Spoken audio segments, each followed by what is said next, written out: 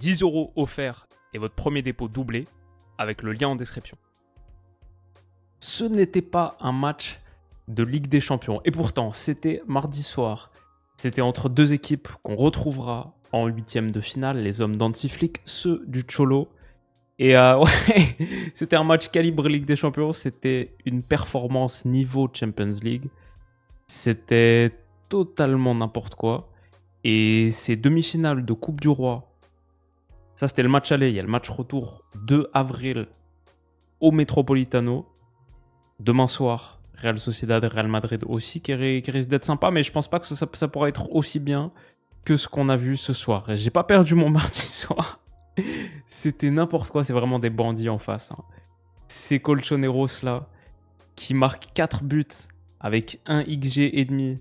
Je sais pas à quel point il faut s'y fier, mais cette barre de momentum, est-ce qu'elle raconte un peu l'histoire du match?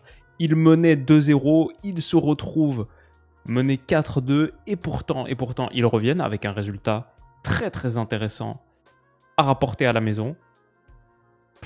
Leur calendrier à l'Atleti, c'est aussi n'importe quoi. Franchement, c'est un peu l'équipe sur laquelle se brancher là sur les prochaines semaines. Ils reçoivent Bilbao ce week-end, qui est 4e de Liga. Ils jouent le Real en 8e de Champions. Le Barça, encore une fois, en Liga. Et bien sûr, match retour de Copa del Rey. Un Bilbao d'ailleurs, prochain match qui a battu Valladolid 7-1. Nico Williams en feu. Très très sympa ce que nous propose le foot espagnol en ce moment. Et cette rencontre-là, c'était un peu du grand n'importe quoi avec la performance d'un homme en particulier dont on va beaucoup parler, qui marche sur l'eau, vraiment. C'est un mix d'Iniesta et Zizou. C'est peut-être le meilleur joueur du monde. Il est choquant, l'horloger Pedri. Et ce Barça est très très intéressant. La réalité, c'est que même avec 1,1 XG, 1,5 XG produit par rapport à 3,59, l'Atlético a quand même montré des failles, a quand même mis en lumière quelques zones de fébrilité de ce Barça. Et je ne sais pas si ce 4-4, il n'est pas logique dans une certaine mesure. Deux équipes extrêmement intéressantes. Le Barça, quand ça joue, en vrai, c'est du must-watch TV. Je veux dire, il y aura rien de mieux sur nos télés que le match du Barça du soir. C'est extraordinaire de voir cette équipe pratiquer ce football au risque, aux récompenses. Bon, rentrons un petit peu dans l'analyse. On avait donc Chesney dans les buts, Koundé, Koubarsi, Inigo Martinez, Balde, la ligne de 4, Pedri, De Jong, Dani Olmo. Au milieu de terrain, Yamal Rafinha et Ferran Torres en pointe. Robert Lewandowski est rentré à l'heure de jeu, mais c'était Ferran titulaire. C'était un match compliqué pour lui. Musso dans les buts pour l'Atlético Madrid, pas extraordinaire sa rencontre non plus. Marco Llorente, mon latéral droit drafté l'autre jour. J'étais assez content. Jiménez l'anglais, Javi Galán, la ligne de 4 de l'Atleti, Giuliano Simeone, un autre fils du Cholo, De Paul Barrios, Gallagher, pour compléter la deuxième ligne de 4, et Julián Alvarez, Antoine Griezmann devant. Ce qu'on voit tout de suite, c'est l'Atleti qui se crée un tir cadré au bout de 20 secondes de jeu. Tout de suite, toujours la ligne extrêmement haute à la médiane du Barça. Ça, c'est un classique. Si ça peut générer 10 hors-jeu par match, ils vont pas s'en priver. Mais ce petit ballon, très bien mis. Autre côté, le centre d'Antoine Griezmann dans le demi-espace. La tête par-dessus, Koubarsi de Julián Alvarez provoque la parade de Chesney. Corner au bout de 20 secondes. Et c'est sur ce corner que l'Atleti va ouvrir le score. Centre de Grisou, dévié par un autre Français, l'Anglais, au second poteau. Très très belle déviation, très très belle finition de Julián Alvarez, de l'extérieur du pied. Et ouais, l'Atleti a mis un petit coup de froid à Montjuïc, mène 1-0 au bout d'une minute, moins d'une minute de jeu. Ils vont même doubler l'écart, doubler l'avantage à la 6e minute sur cette passe négative de Koundé. Elle est coupée par Julián Alvarez, qui s'en saisit et qui perce. La force de l'Atlético Madrid, bien sûr. Sans ballon, ils sont tellement bien structurés, organisés. Bon, ils ont quand même pris 4 buts ce soir, mais c'est le Barça d'Hansi Flick. C'est une équipe difficile à décrire. Mais leur force défensive et après, leur capacité à se projeter, la petite qualité technique des petits espaces pour aller chercher les grands. Julián Alvarez ici, qui se défait de Frenkie de Jong. Et il y a eu la course de Griezmann dans le dos. Ce Barça est vulnérable dans son dos quand ils jouent leur jeu systématiquement et sur transition défensive aussi quand ils doivent courir vers leur but. Grisou, très bon contrôle. Le petit dribble comme ça, pied gauche pour se mettre sur son pied droit, battre le retour de Baldé très très intelligemment, finement fait. Et sa frappe après, elle est pas assez stoppée par Szczęsny. 2-0 pour les Colchoneros. Ouais, c'est un peu notre réaction à tout, je crois. 2-0 pour l'Atleti au bout de 6 minutes. Extraordinaire début de soirée. Et alors, le Barça est revenu parce que le Barça a la qualité de Pedri qui met un top ballon sur la projection rapide comme ça dans la course pour Rafinha, parce qu'ils ont la qualité de Rafinha qui a eu 4 occasions créées, je crois, dans ce match, 2 passes décisives. 4 occasions créées, c'était le record du match. Le ballon dans la profondeur pour Ferran. Voilà, au bout de 12 minutes, le Barça revient à 2-1 et c'est un match qui part sur les chapeaux de roue. Non, parce que Ferran décide de tirer à genre 18 mètres comme ça, en plein sur Musso. C'est une des 2 énormes occasions ratées par Ferran Torres. Peut-être on peut aller checker les XG. Bon, après, c'est une frappe un peu distante. Donc, peut-être que ça ressortira pas trop niveau chiffre. Mais je pense que c'est celle-là de Ferran. Ouais, elle est quand même à 0,45 XG. Parce que 1 contre 1 contre le gardien. Et ouais, c'est pas très très bon. Il y en aura une deuxième un petit peu plus tard. Mais en attendant, ce 5-4-1 de l'Atleti tient initialement. C'est pas facile de trouver du jeu entre les lignes face à cette équipe. Cette ossature, cette carapace, cette torture romaine qui est tellement bien organisée. Pourtant, le Barça réussit plutôt à le faire. L'Atleti a la capacité à se protéger, ressortir bien avec Gallagher. Par exemple, ici, c'est ce qu'on dit, leur qualité technique pour s'en sortir, mais ça n'a pas duré très longtemps. La ligne du hors-jeu du Barça, il y a des séquences un peu caricaturales comme ça. Mais ça finit par payer. Inigo Martinez qui a fait un très bon match, j'ai trouvé, malgré 4 buts encaissés. En vrai, Inigo Martinez n'a pas grand-chose à se reprocher. Et le Barça revient progressivement dans la partie avec les qualités qu'on lui connaît. Ce qui est fort, c'est que quand t'as Rafinha, quand t'as Pedri et quand t'as Lamine Yamal qui, comme ça, sur un 2 contre 2 un peu classique, Koundé dans la profondeur, mais ouais, bien sûr, il a cet externe pied gauche, il a sa passe spéciale, son super pouvoir, la passe L2. Et avec ça, le Barça, dans n'importe quel angle, peut toujours trouver des espaces. Pour le coup, dans le demi-espace droit, Koundé lancé, centre en retrait pour Pedri qui arrive au point de pénalty, presque littéralement au point de pénalty, et qui bat Musso. C'est l'augure d'un grand match de Pedri. C'est la 8e passe décisive, toute compétition confondue, de Koundé, qui on est fin février. L'année dernière, je crois que c'était 6, toutes compétitions confondues. Je suis allé checker sur Transfermarkt les stats. Donc ouais, Koundé régulièrement lancé dans des zones intéressantes par Yamal, et ça permet au Barça de vite revenir dans ce match, pas trop douter. Encore moins douter quand, dans la séquence suivante, la pression de Frenkie sur Gallagher, pour le coup, le fait perdre contrôle de ce ballon, et sur le corner qui suit, Rafinha, second poteau, ils ont eu du mal sur la défense des corners, l'Atlético Madrid, et c'est Cubarsí qui surgit et qui marque le premier but de sa carrière professionnelle. Si mon espagnol est correct. Et c'est vrai que j'ai pas de souvenir de Cubarsí qui marque un but. J'ai écouté le match sur la TVE Una. Là où j'ai écouté l'Euro aussi. En tout cas, il égalise sur ce corner de partout au bout de 21 minutes de jeu. C'est un très bon mardi soir qui démarre. Et qui démarre à 21h30 en plus. Franchement, ça c'est... faut bien s'accrocher pour les matchs en Espagne. Mais le Barça, avec sa qualité à la contre-pression, a mis énormément d'oxygène et de dynamisme dans cette rencontre. Ballon gagné haut, Frenkie de Jong, encore une fois ici, 10 secondes plus tard Pedri, là. Ils ont commencé à suffoquer l'Atlético Madrid, ils ont commencé à créer cette barre de momentum-là, et à prendre le contrôle de la partie. Très clairement, Flick apprécie ce qu'il est en train de voir, et sur ce ballon, pour le coup, grosse erreur de Marcos Llorente. Ferran Torres s'en saisit, permet au Barça de prendre l'écart, prendre l'avantage dans ce match. Non, parce que c'est sa deuxième grosse occasion ratée. Alors, est-ce que je peux retrouver les XG de celle-là? Ça doit être cette situation-là? Non. Alors peut-être elle a 0,65 XG. Donc sur 2 occasions, on est à 1,10 XG, 0 but pour faire un obus. Celle-là, elle pique aussi, après avoir pourtant réussi le petit dribble sur Musso. Mais ouais, difficile sa rencontre. Pourtant, le Barça manifeste les qualités qu'on lui connaît. sur la contre-pression, des récupérations hautes, Frenkie, Pedri, même Lamine Yamal, qui réussit pas mal d'interceptions, un paquet d'interceptions, qui fait le travail défensif, ballon gagné haut. Koubarsi aussi, en anticipation, en défenseur central chien, comme Van Dijk dont on parlait l'autre jour. Il y a le chat, il y a le chien. Le chat, c'est clairement Inigo Martinez.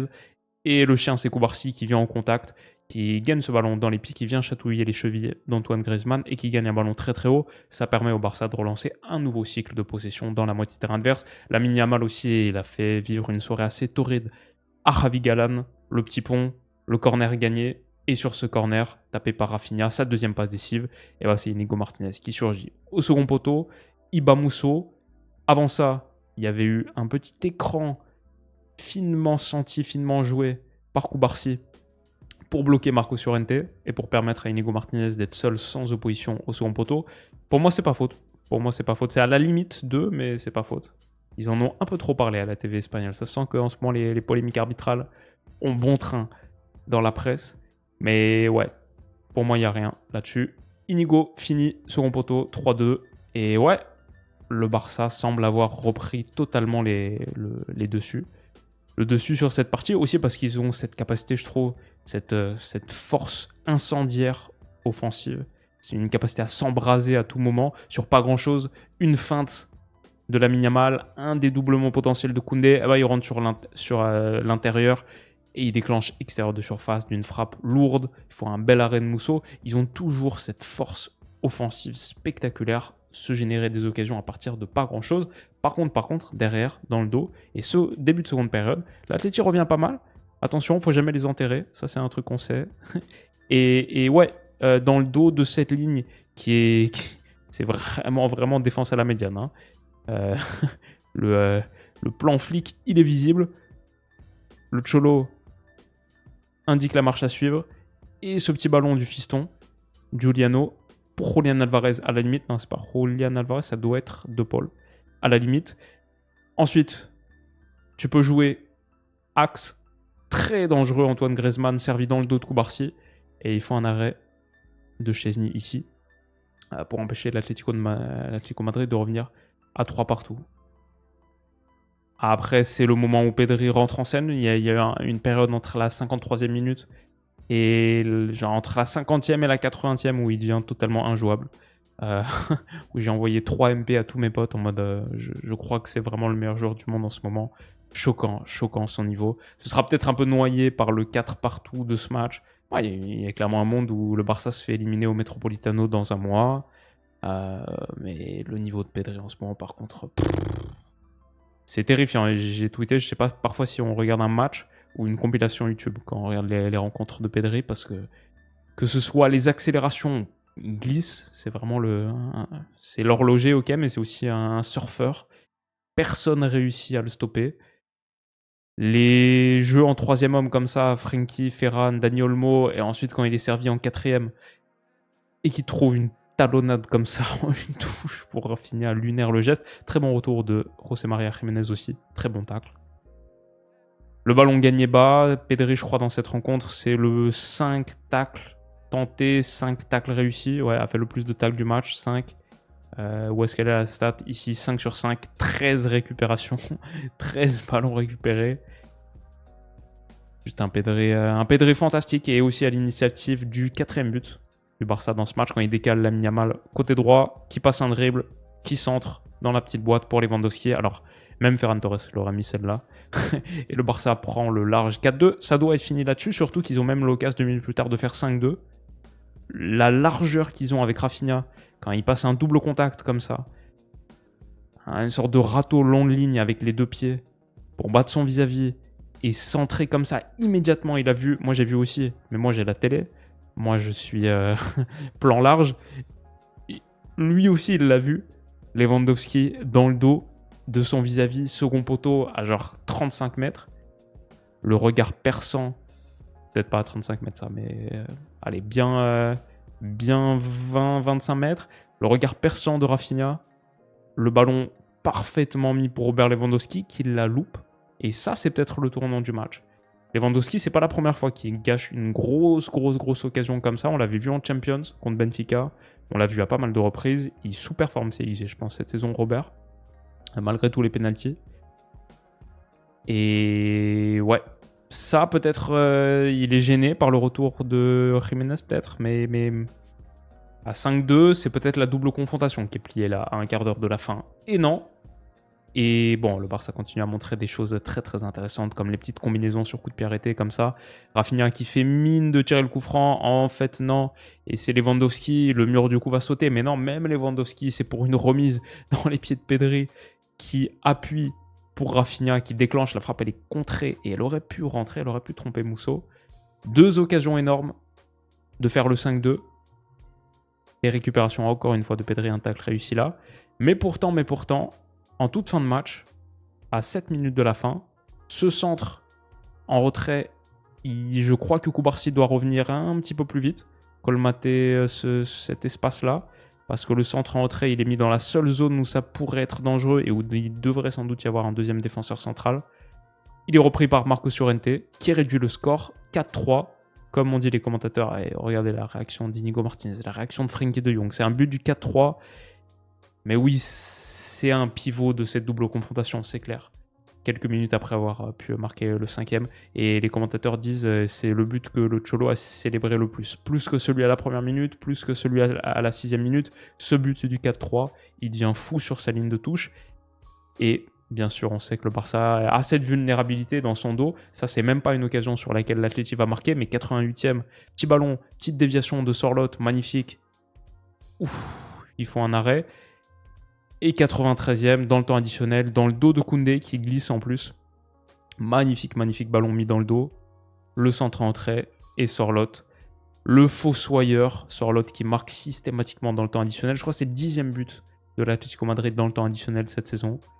Permet aux Colchoneros d'arracher le nul. À Montjuïc, ils vont être durs à battre au Metropolitano. Ça va être dur pour le Barça de se qualifier en finale. C'est possible.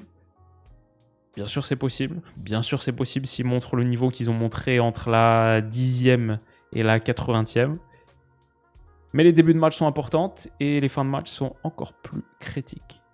C'était une super rencontre de foot. On se régale devant le foot espagnol, on se régale devant le Barça, on se régale devant l'Atlético Madrid. Peut-être pas à tous les matchs, mais dans les gros matchs, ils nous offrent des superbes affrontements. Donc ouais, mon objectif dans la vie, c'est de rester en vie en février, mars, avril, mai, pour juste suivre la fin de cette magnifique saison de foot. Et j'ai passé un très bon mardi soir. J'espère que vous aussi. Si vous n'avez pas vu ce match, j'espère que le récap, le débrief vous a plu. D'ailleurs, il n'y a pas eu de récap lundi. La défaite de l'OL contre le PSG, non seulement ça m'a plongé dans une mini déprime, je rigole, mais aussi se coucher à 1h du mat le dimanche soir. C'était difficile de sortir le récap le lundi. J'ai essayé, j'ai pas réussi.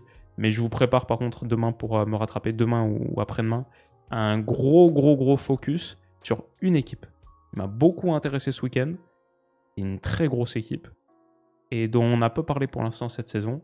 Mais attention à eux, ils m'intriguent énormément. Est-ce que vous l'avez dans les commentaires? Dites-le moi si oui. Mais du coup, j'ai travaillé là depuis 2 jours sur cette analyse tactique et je pense que ça va être sympa. Rendez-vous très vite pour ça. Prenez soin de vous. Passez une excellente soirée ou une très bonne journée. Et on se dit à bientôt. Bisous.